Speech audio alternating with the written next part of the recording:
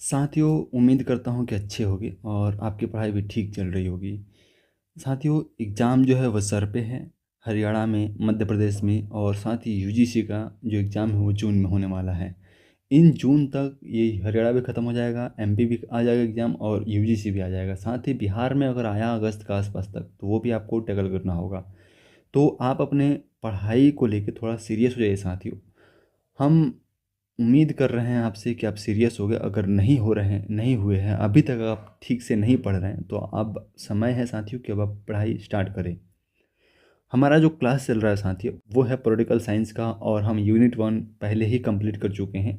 UGC net का syllabus को follow कर रहे हैं साथियों, और अभी जो है यूनिट 2 में हम 3 क्लास ऑलरेडी कन्फ्यूशियस, प्लेटो और अरिस्टोटल को पढ़ चुके हैं। आज हम जो पढ़ने जा रहे हैं वो है मैकियावेली, निकोलो मैकियावेली।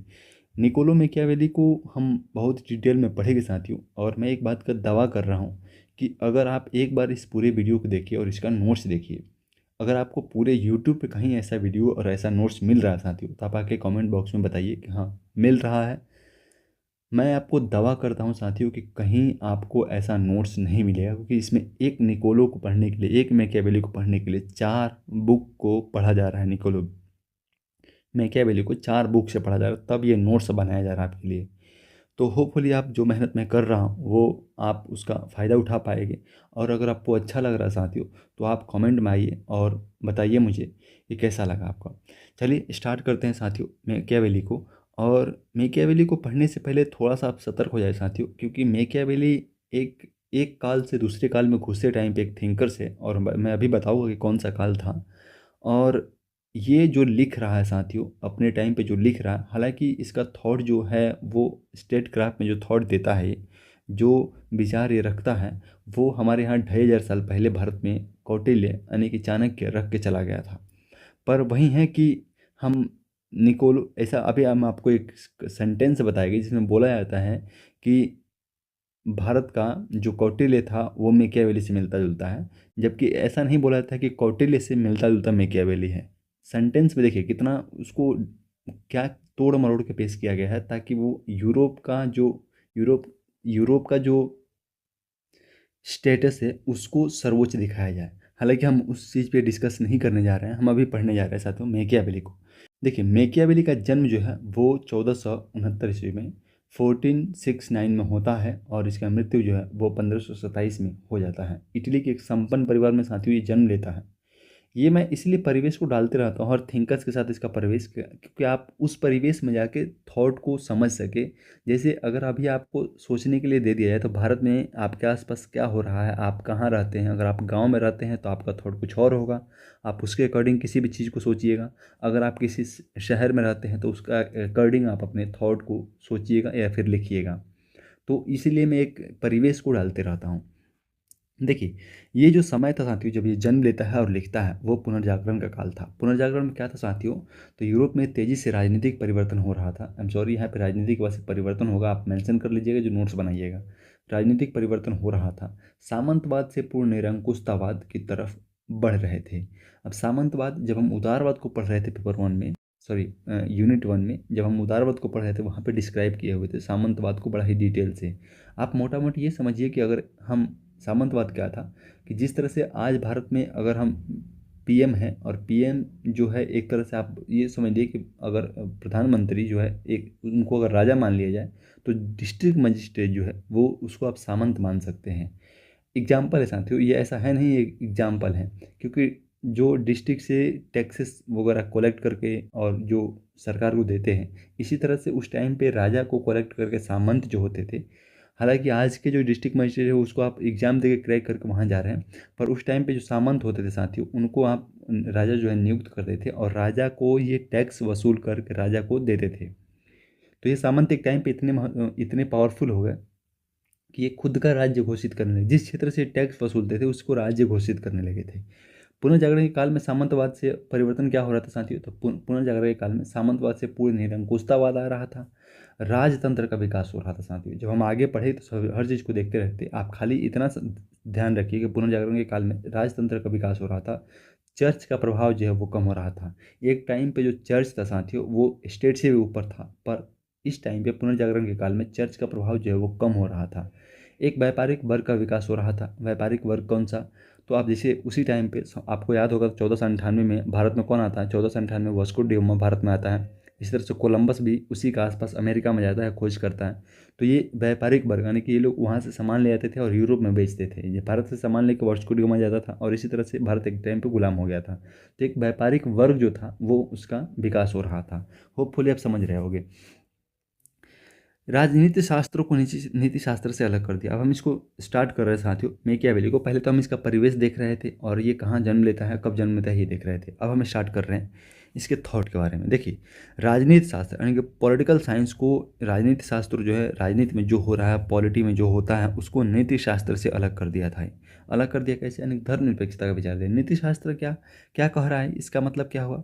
जैसे अब पहले क्या होता था कि चर्च जो था वो डिसाइड करता था। चर्च जो है बहुत कुछ को डिसाइड, स्टेट में क्या होगा, कितना टैक्स लगेगा। इनफैक्ट यूरोप में आपको कहीं कहीं ऐसा मिलेगा पढ़ने को कि टैक्सेस का वसूली भी चर्च ही क्या करता था। कौन राजा बनेगा, कौन राजा का पावर क्या होगा, सारा कुछ डिसाइड जो है वो चर्च करता था। पर निकोलो जब लिखता है, मैकियावेली जब लिखता है, तो धर्मनिरपेक्ष विचार देता है। यानी कि ऐसा करो कि चर्च का काम अलग कर दो और स्टेट का जो काम है वो अलग कर दो। स्टेट के काम में चर्च जो है वो इंटरप्ट नहीं करेगा। ये कौन बोल रहा है? निकोलो मैकियावेली बोल रहा है। यानी कि ये धर्मनिरपेक्षता का विचार दे रहा है, धर्मनिरपेक्षता का विचार दे रहा है। होपफुली आप समझ गया होगे मैं क्या बोल रहा हूँ। तो ये एक धर्मनिरपेक्षता का विचार दिया वहाँ पे।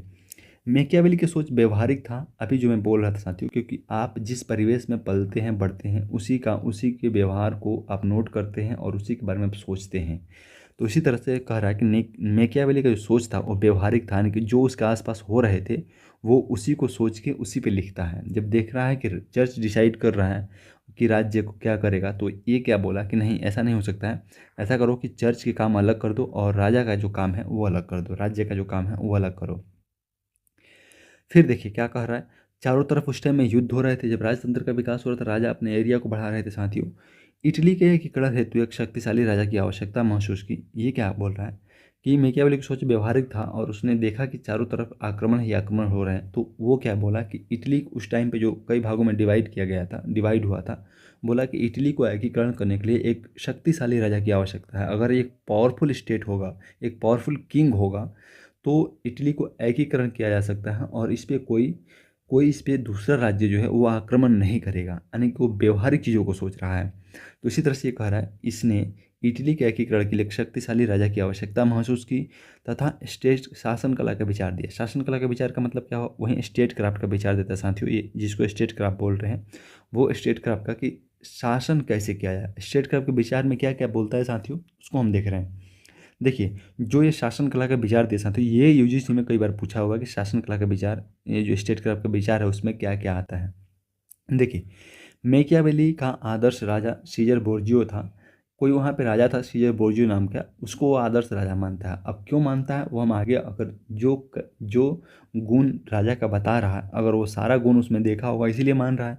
तो राजा का गुण क्या होना चाहिए साथियों? राजा की, देखिए, शक्तिशाली इटली हेतु राजनीतिक हिंसा, धोखेबाजी को उचित बताया। देखिए, राजा ऐसा होना चाहिए जो स्टेट को पावरफुल रखने के लिए, स्टेट की रक्षा करने के लिए किसी भी हद तक चला जाए। मैकियावेली यही बोल रहा है। यानी कि राजनीति अगर हिंसा करना पड़े तो भी पीछे ना हटे राजा, धोखेबाजी करना पड़े तो भी पीछे ना हटे, उसको ये राजा के लिए उचित बताता है साथियों। हम आगे देखेंगे कि क्या क्या बोल रहा है, पर ये उसको उचित बता रहा है। तथा कहा कि राजा को शेर और लोमड़ी, यहाँ पे क्या, ये एक उपमा दे रहा है साथियों, कि राजा को शेर और लोमड़ी की तरह, यानी कि लायन और फॉक्स की तरह होना चाहिए। ये क्यों बोल रहा है? तो देखिए, शेर के जैसा बहादुर होना चाहिए। कौटिल्य बोल रहा है कि शेर के जैसा बहादुर होना चाहिए राजा को, और उसी तरह से लोमड़ी के जैसा चालाक भी होना चाहिए। जैसे लोमड़ी चालाक होती है साथियों, तो लोमड़ी के जैसा चालाक भी होना चाहिए। बहादुर और चालाक यानी कि उसके पास शक्ति और माइंड दोनों होना चाहिए, शार्प माइंड होना चाहिए, साथ ही उसके पास पावर होना चाहिए। ये कौटिल्य मैकियावेली बोल रहा है राजा के लिए। आगे देखिए, राजा को नैतिक, दयालु दिखनी चाहिए, होना आवश्यक नहीं है। क्या बोल रहा है? प्रजा के लिए राजा को नैतिक दिखना चाहिए, दयालु दिखना चाहिए, कि राजा दयालु है, ये केवल दिखना चाहिए साथियों, हो ये जरूरी नहीं है। मैकियावेली ये बोल रहा है राजा के लिए। राजा को सतर्कता बरतनी चाहिए ताकि प्रजा में उसके प्रति घृणा उत्पन्न ना हो। देखिए, यहाँ पे एक देखिए एक ना एक पॉइंट पे कोई भी थिंकर्स जो है वो गलती कर बैठता है, जो थॉट दे रहा उसके विपरीत चला जाता है। हालांकि हम आगे अभी इसको डिटेल में देखते हैं, पर आपको नहीं लगता कि यहाँ पे ये बात बोल रहा है कि राजा को पावरफुल भी होना चाहिए, हिंसा भी कर लेनी चाहिए, राजनीतिक हिंसा कर लेनी चाहिए, धोखेबाजी भी कर लेनी चाहिए प्रजा के साथ, राज्य को शक्तिशाली बनाने के लिए। पर एक जगह आके ये बोल रहा है कि प्रजा के मन में उसके प्रति घृणा उत्पन्न ना हो, ऐसा उसको व्यवहार करना चाहिए, ऐसा उसको सतर्कता बरतना चाहिए। तो इसका मतलब तो यही हुआ कि आप प्रजा को हित को ध्यान में रखेंगे। और ये थोड़ा थोड़ा आपको नहीं लग रहा है कि ये उदारवाद की तरफ भाग रहा है, जबकि ये तो उदारवादी है नहीं। तो इसीलिए बोल रहे हैं साथियों, थोड़ा सा आप डिटेल में जाके सोचोगे चीज़ों को ना, तो हर चीज़ समझ में आएगी। और जब समझ में आएगी तो कंसेप्चुअल क्वेश्चन गलत ना करोगे। और इसीलिए मैं बोल रहा हूँ कि जब तक आप इस चीज़ों को सोचोगे नहीं, तब तक आप कंसेप्चुअल क्वेश्चन गलत करते आओगे। तो वो नहीं करना है साथियों, इस नोट्स का यही फ़ायदा है। देखिए ये बोल रहा है कि राजा को ऐसा सतर्कता बरतनी चाहिए, ऐसा होना चाहिए कि प्रजा के मन में उसके प्रति घृणा उत्पन्न ना हो। राजा के पास खुद की सेना होनी चाहिए, जिससे कि पहले क्या होता था साथियों, भाड़े की सेना। जैसे ब्रिटिश इंडिया जो कंपनी थी वो भारत में थी, तो पहले भारतीयों को ही भाड़ा की सेना जो वो रखा रखा हुआ था। लेकिन उस टाइम पे सोचिए कि ये 14वीं 15वीं शताब्दी में बोल रहा है कि राजा के पास खुद की सेना होनी चाहिए, भाड़े की सेना नहीं होनी चाहिए।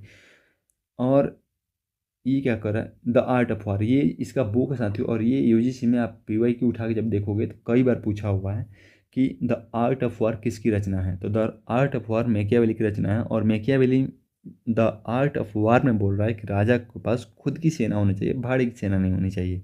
महिलाओं संपत्ति पर आक्रमण न हो।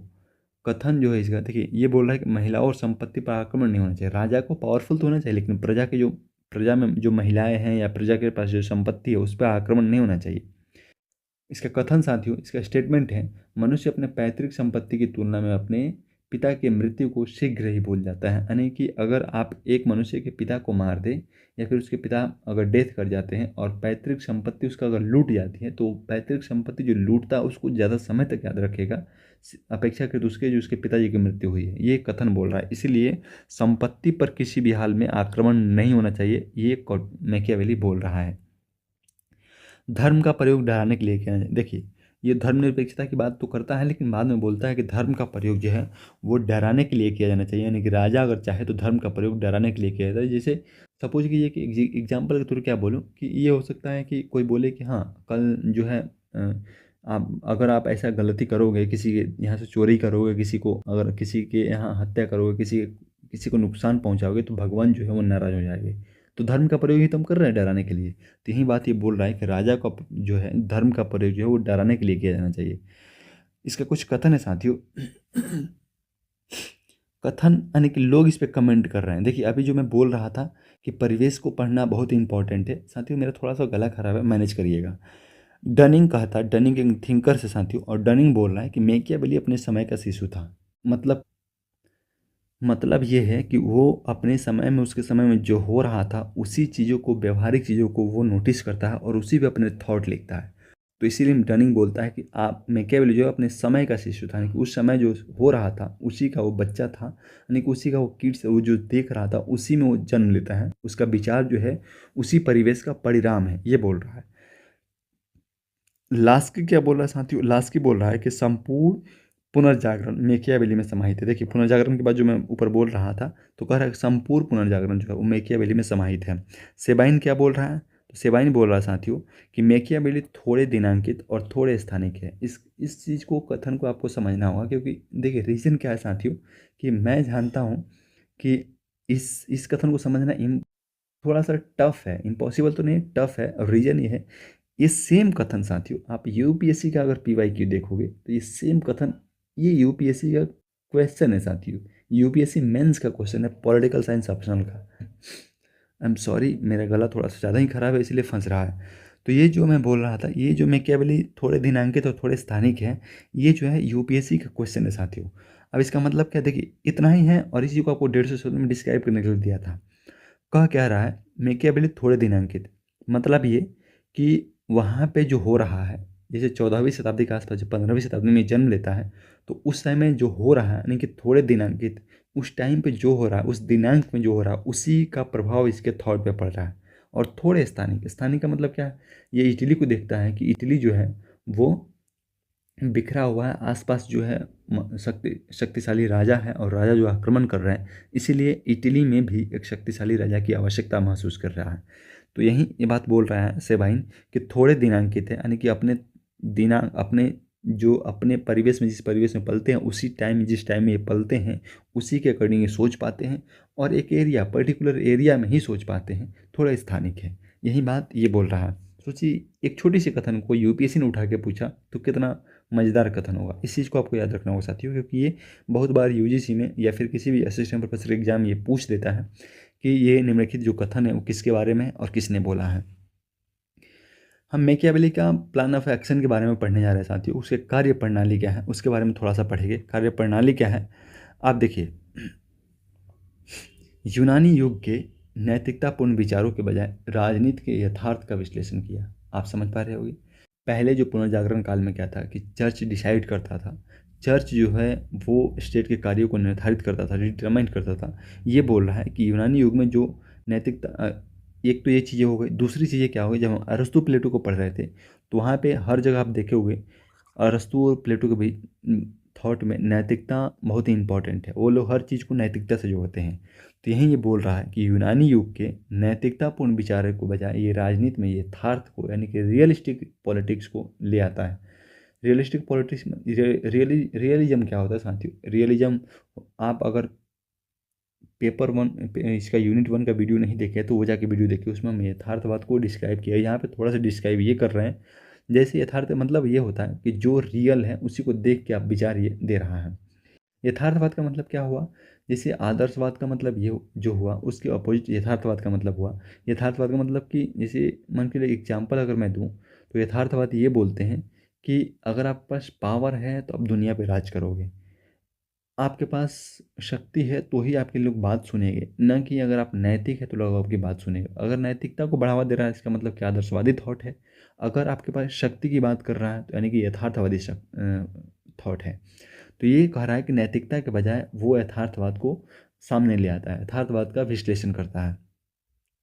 इसको यथार्थवाद का जनक भी है साथियों। इसको रियलिज्म का जनक भी बोलते हैं राजनीति के रूप में। इसको राजनीतिक रियलिज्म का जो है जनक बोलते हैं। भौतिकवादी है, यानी कि जो एक्शन जो देखता है व्यवहारिक चीज़ों को उसी पे थॉट करता है। ये यूटोपियन प्लेटो जैसा है, यूटोपियन नहीं है। ये राजा को शक्ति देने की बात करता है। ये नहीं कि अगर आप सपोज कि एक आदर्श राज्य की कल्पना हम करते हैं जैसे प्लेटो कर रहा है, आदर्श राज्य में सब कुछ ठीक होगा, तो ये बोल रहा है कि नहीं, भौतिकवादी है, इसलिए ऐसा नहीं हो सकता है। आगे देखिए, इतिहास का चक्रीय दर्शन, इसको हम पढ़ेंगे अभी साथियों, क्योंकि ये हेडिंग है साइक्लिक फिलोसफी ऑफ हिस्ट्री, ये हेडिंग है इसका। तो इतिहास का चक्रीय दर्शन दिया। इतिहास इसका मतलब ये साथियों यहाँ पे थोड़ा सा इसको एक्सप्लेन किया गया है, बाकी हम इसको आगे ये हेडिंग के रूप में देखेंगे। इतिहास खुद को दोहराता है, इसका मतलब ये हुआ इतिहास का चक्रीय दर्शन जो ये देता है, इसका मतलब ये हुआ कि इतिहास जो है खुद को दोहराता है। राजा को दर्शन शास्त्र की जगह मनोविज्ञान का ज्ञान होना चाहिए। रीज़न ये है साथियों कि ताकि वो प्रजा में क्या चल रहा है, सामने अगर आसपास में कोई राजा है तो वो क्या सोच रहा है, व्यक्ति के मन को जान सकेगा, वो प्रजा के मन को जान सकेगा, उसके आसपास जो लोग हैं उसके मन को जान सकेगा। इसीलिए दर्शन शास्त्र, जैसे प्लेटो बोल रहा है कि राजा को दर्शन शास्त्र का ज्ञान होना चाहिए और डीप ज्ञान होना चाहिए, तो उसी तरह से ये बोल रहा है कि नहीं, राजा को दर्शन शास्त्र की जगह मनोविज्ञान का ज्ञान होना चाहिए ताकि वो लोगों के मन को पढ़ सके। दोहरी नैतिकता का विचार देता साथियों, आइडिया ऑफ डबल मोरालिटी। ये क्या कर रहा है, दोहरी नैतिकता का मतलब क्या हो साथियों कि राजा के लिए अलग नैतिकता की व्यवस्था करता है और प्रजा के लिए अलग नैतिकता की व्यवस्था करता है।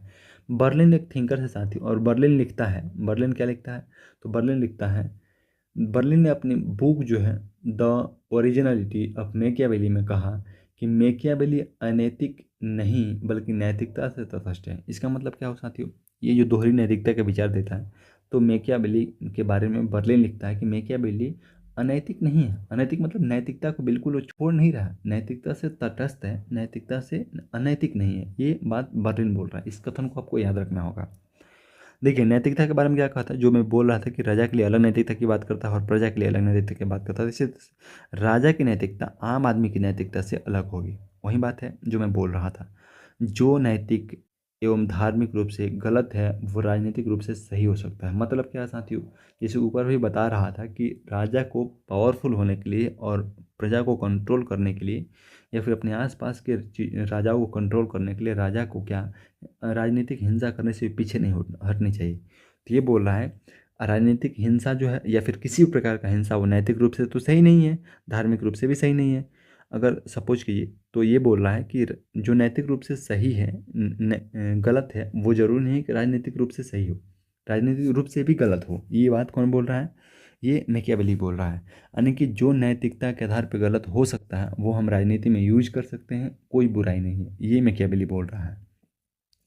राजा की नैतिकता राष्ट्र और उसके नागरिकों की सुरक्षा सुनिश्चित करना है। देखिए कह रहा है कि राजा की नैतिकता जो है प्रजा की सुरक्षा और जो है राष्ट्र की सुरक्षा है, इसके लिए यही नैतिकता है, राजा के लिए यही नैतिकता है। इसके लिए चाहे हिंसा का ही प्रयोग करना पड़े, यानी कि राजा का एक ही ड्यूटी है वो प्रजा की सुरक्षा करे और वही उसके लिए नैतिकता है। ये नहीं कि धार्मिक नैतिकता में पढ़ के राजा गलत काम करे या फिर अगर पब्लिक को दिक्कत भी हो रही है तो भी वो धार्मिक नैतिकता का पालन करे, ऐसा नहीं करना है। इसका धर्म और पॉलिटिक्स देखिए इस पे क्या क्या सोचता है, इसके बारे में आप देखने जा रहे हैं साथियों। तो मैकियावेली धर्म यानी कि चर्च, उस टाइम पे धर्म का मतलब क्या है? चर्च। अभी हम जब इंडियन थिंकर्स को पढ़ेंगे साथियों तो वहाँ पे धर्म का मतलब अलग होगा। गांधी के लिए धर्म का मतलब अलग है, हमारे जो इंडियन थिंकर्स हैं उनके लिए धर्म का मतलब अलग है। पर मैकियावेली वेस्टर्न पॉलिटिकल थिंकर जो भी है उनके लिए धर्म का मतलब होता है चर्च, वही धर्म जो आप समझ पा रहे हैं। और दूसरा क्या है, ये कह रहा है कि मैकियावेली धर्म और राजनीति, धर्म और राजनीति, राजनीति मतलब राज्य, तो ये कह रहा है कि धर्म यानी कि चर्च और राजनीति मतलब राज्य में स्पष्ट विभाजन कर दिया, यानी कि धर्मनिरपेक्षता का विचार दिया। राजनीति पे इसका क्या स्टैंड है कि राजनीति जो है यानी कि राज्य जो है वो धर्म के अंडर नहीं होना चाहिए, धर्म से अलग होना चाहिए, धर्म सेपरेट है, धर्म अपना कार्य करे अपने क्षेत्र में और राजा का राजनीति में यानी कि राज्य का कार्य जो है वो अलग होना चाहिए, वो अपने क्षेत्र में काम करे। यानी कि दोनों के काम को ये विभाजित कर देता है और धर्मनिरपेक्षता का विचार देता है। राजा धर्म का प्रयोग प्रजा को डराने के लिए कर सकता है, ऊपर जो मैं बोल रहा था। राजा धर्म से ऊपर नहीं, सॉरी, धर्म राज्य से ऊपर नहीं होगा। देखिए यही बात मैं बोल रहा था कि जब एक टाइम पे चर्च जो था सब कुछ डिसाइड करता था, तो ये आके बोलता है कि नहीं, राज्य जो है ऊपर रहेगा और राज्य डिसाइड करेगा। धर्म जो है वो राज्य से ऊपर नहीं हो सकता है। मैकियावेली धर्म विरोधी नहीं था, राजनीतिक और धर्म को अलग किया। बात वही है, मैकियावेली धर्म का विरोध नहीं करता है। मैकियावेली ये बोलता है, ये बात सही भी है क्योंकि ये बोल रहा है देखिए कार्य को अलग करता है, कार्य को विभाजित करता है, न कि धर्म को जो है धर्म का विरोध करता है। धर्म हो चर्च हो कोई दिक्कत नहीं है, पर वो उसका काम अपने क्षेत्र में है और राज्य का काम अपने क्षेत्र में है। कथन, राजा को खुद को धार्मिक दिखाना चाहिए था, ये इसका कथन है साथियों, इसका स्टेटमेंट है। राजा को खुद को धार्मिक दिखाना चाहिए ताकि लोगों में विद्रोह न हो, लोगों में उसके प्रति घृणा न हो। मैकियावेली का शासन पद्धति, मैकियावेली मेथड ऑफ गवर्नमेंट की क्या बात है, मेथड ऑफ गवर्नमेंट के बारे में क्या सोचता है मैकियावेली। तो देखिए व्यवहारिक रूप से निरंकुश राजतंत्र, जिसको ये द प्रिंस बोलता है। आप इस चीज़ को भी याद रखोगे साथियों कि ये जो जिस राजा की कल्पना मैकियावेली करता है उसका नाम ये क्या बोलता है, द प्रिंस रखता है। द प्रिंस ये कहाँ कौन बोल रहा है, तो मैकियावेली। ये आपको याद रखना होगा क्योंकि ये यूजीसी ने पूछा हुआ है और असिस्टेंट प्रोफेसर के एग्जाम में अलग अलग स्टेट में कई बार पूछा गया है। तो द प्रिंस को सर्वश्रेष्ठ माना तथा सैद्धांतिक रूप से गणतंत्र डिस्कोर्सेस को मानता। अब देखिए यहाँ पे क्या झमेला पालता है साथियों, यही बोल रहा था कि अगर मान के लिए कि ये लोग कोई थिंकर से और यहाँ से लिखना स्टार्ट करता है, यहाँ तक लिखते हुए जाता है, तो यहाँ कुछ और लिखेगा और यहाँ जाकर कुछ और लिख देगा। वही बात है कि स्टूडेंट को प्रॉब्लम क्रिएट कर, ये चीज़ें प्रॉब्लम के अगर नहीं समझ पाइएगा तो प्रॉब्लम क्रिएट होगा। देखिए जब ये पहला बुक लिखता है द प्रिंस इसको बुक ऊपर जो स्टेट क्राफ्ट का थियरी देता है उसमें क्या राजतंत्र को बेहतर मानता है, निरंकुश राजा को बेहतर मानता है, शक्तिशाली राजा की बात करता है। जबकि जब डिस्कोर्सेस लिखता है, ये डिस्कोर्सेस बुक का नाम है, हम आगे देखेंगे इसके बुक के नाम को। जब ये डिस्कोर्सेस लिखता है तो उसमें गणतंत्र का झलक दिखता है और ये यूजीसी ने इस चीज़ का कई बार फ़ायदा उठाया और कई बार क्वेश्चन पूछा। ये हम अभी आपको आगे दिखाएंगे कहाँ क्वेश्चन पूछा है। आप इतना ध्यान रखोगे कि इसका फाइनल जो है मैकियावेली का फाइनल जो डेस्टिनेशन है, फाइनल जो जिसको हम साध्य बोल रहे हैं, एंड है, वो गणतंत्र की स्थापना करना चाहता है। ये यूजीसी ने कई बार पूछा हुआ है PYQ में, आप देख सकते हैं। मैकियावेली के अनुसार आदर्श राज्य साध्य, देखिए यही बात यहाँ पे लिखा भी गया है। अनुसार आदर्श राज्य जो है, आदर्श राज्य जिसको हम साध्य यानी कि एंड बोल रहे हैं, वो गणतांत्रिक राज्य है। ये बात आप याद रखिए, 2019 में यूजीसी ने पूछा हुआ है, जो मैं भी बोल रहा था। तो यूजीसी ने 2019 में पूछा हुआ है, एक ही बार नहीं पूछा हुआ, कई बार इसको। देखिए, कोई कल्पना ही कर सकता है, जब मैकियावेली यथार्थवाद के जनक है, यथार्थवाद को ये बढ़ावा देता है, यथार्थवाद का थॉट देता है, तो ये कैसे गणतांत्रिक राज्य के बारे में कल्पना कर सकता है। यही बात यूजीसी ने इस चीज़ का फ़ायदा उठाया कि लोग सोच ही नहीं पाएंगे, स्टूडेंट सोच ही नहीं पाएंगे। तो आपको सोचना है, क्योंकि नोट्स में मेंशन है और आपके दिमाग में भी मेंशन रहना चाहिए। आम नागरिकों का सामूहिक विवेक, देखिए यहाँ पे ये बात फिर से इस यहाँ पे आपको झलक दिखेगी गणतंत्र का, डेमोक्रेसी का, लोगों के अधिकार की बात दिखेगी। लोगों को ये ऊपर रख रहा है स्टेट से, यहाँ पे ऊपर कह रहा है कि स्टेट ऊपर है, नीचे कह रहा है कि स्टेट से ऊपर लोग हैं। क्या बोल रहा है, आम नागरिकों का सामूहिक विवेक है। सामूहिक विवेक का क्या मतलब हो साथियों, कि अगर 100 आदमी एक तरफ है, उनका जो विवेक एक राजा के विवेक से ज़्यादा हो सकता है, एक राजा के विवेक से ज़्यादा हो सकता है। ये बात कौन बोल रहा है, मैकियावेली बोल रहा है। तो यहाँ पे लोगों को महत्व दे रहा है, राजा के ऊपर लोगों को रख रहा है। यही बात तो डिस्कोर्सेस में बोल रहा है कि गणतांत्रिक राज्य इसका डेस्टिनेशन है, इसका जो एंड है। भाग्य का विचार, थॉट ऑफ फॉर्चून, ये साथियों थोड़ा सा ये इसका थॉट जो है ये महिलाओं से भी जोड़ता है। हम अभी आगे महिलाओं से जोड़ते हैं, कैसे जोड़ता है देखिए।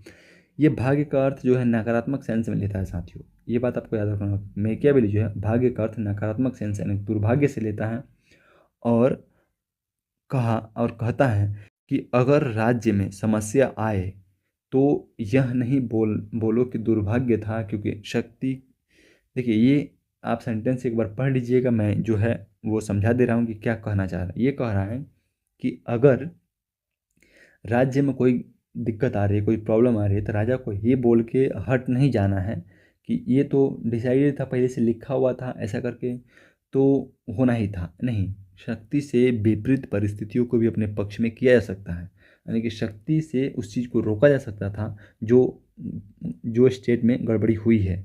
तो आप ये बोले कि नहीं हट सकते। पहला बात तो ये हो गया, नकारात्मक सेंस में लेता है दुर्भाग्य को, भाग्य को, फॉर्चून को। और दूसरी चीज़ ये बोल रहा है साथियों, ये महिलाओं को भी जोड़ता है इसमें। और महिलाओं को जोड़ते टाइम पे क्या बोलता है कि जैसे कि भाग्य जो है, दुर्भाग्य जो है, आप अगर कुछ ऐसा कर रहे हो तो वो आपको दोगुना वापस कर देता है, लौटा देता है।